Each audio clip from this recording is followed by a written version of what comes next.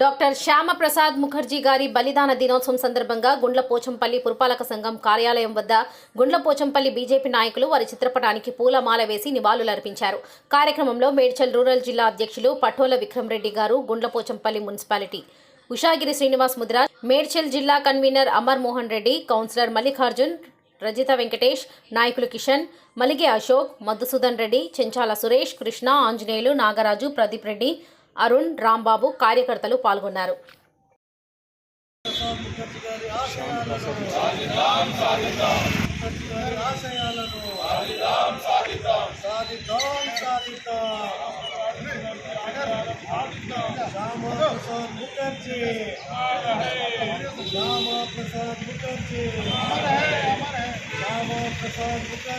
Doctor Shyama Prasad Mukherjee బలిదాన దినోత్సవం సందర్భంగా వారు చేసినటువంటి త్యాగాలన్నింటినీ కూడా గుర్తు చేసుకుంటూ రానున్న రోజుల్లో ఈ దేశంలో ఉన్నటువంటి యువతకు ఒక గొప్ప మార్గదర్శనం. రాజకీయాలంటే కేవలం రాజకీయాలు కాదు, రాజకీయాలు ఈ దేశ అభివృద్ధి కోసం కావాలి, దేశ అభ్యున్నతి కోసం కావాలి తప్ప ఈ దేశ సమైక్యత సమగ్రతలను కాపాడేటువంటి విధంగా రాజకీయాలు ఉండాలి తప్ప కేవలం స్వార్థం కోసం, తమ సొంత లాభం కోసం రాజకీయాలు ఉండకూడదని 70 సంవత్సరాల క్రితమే తన యొక్క జీవితాన్ని ఆచరించి చూపించినటువంటి గొప్ప మహనీయుడు శ్యామప్రసాద్ ముఖర్జీ గారు. వారి యొక్క బలిదానం సందర్భంగా ఆనాడు చెలరేగినటువంటి అనేక రకాలైనటువంటి సంఘటనలు దేశం మొత్తం మీద కూడా కలవరించినటువంటి సంఘటన మనందరం కూడా చూసాం. ఈరోజు కూడా 70 సంవత్సరాల తర్వాత వారు ఈ సమాజంలో జీవించి ఉన్నాడంటే దానికి కారణం వారు ప్రవర్తించినటువంటి తీరు, వారు ఆచరించినటువంటి పద్ధతి ఏదైతుందో దాన్ని ఈ సమాజం అంతా కూడా ఈరోజు ఆచరించాల్సినటువంటి అవసరం ఉంది. ప్రస్తుత పరిస్థితిలో ఉన్నటువంటి రాజకీయాలు ఆనాటి రాజకీయాలను పోల్చినప్పుడు ఈరోజు ఉన్నటువంటి స్వార్థ రాజకీయాలన్నీ కూడా కనుమరుగయ్యేటువంటి విధంగా యువతకు గొప్ప స్ఫూర్తి అటువంటి వాళ్ళ యొక్క జీవితం కావాలని చెప్పి మేమందరం కూడా భావిస్తూ ఉన్నాం. కాబట్టి ఈరోజు వారి యొక్క బలిదాన దినోత్సవాన్ని దేశ ప్రజలకు అందరికీ కూడా తెలిసేటువంటి విధంగా ఒక పక్షం రోజుల పాటు వివిధ రకాలైనటువంటి కార్యక్రమాలు, త్యాగ నిరతికి సంబంధించినటువంటి సేవాపూరితమైనటువంటి అనేక రకాలైనటువంటి కార్యక్రమాలను పార్టీ చేపట్టడం జరుగుతూ ఉన్నది.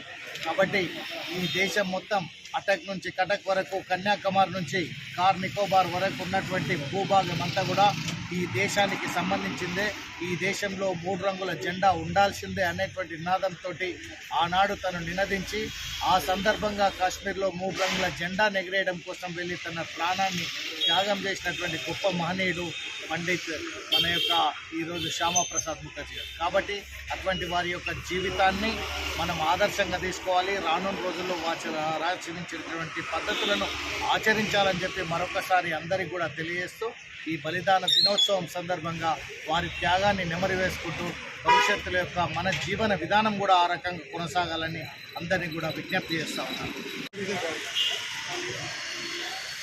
భరతమాత ముద్దుబిడ్డ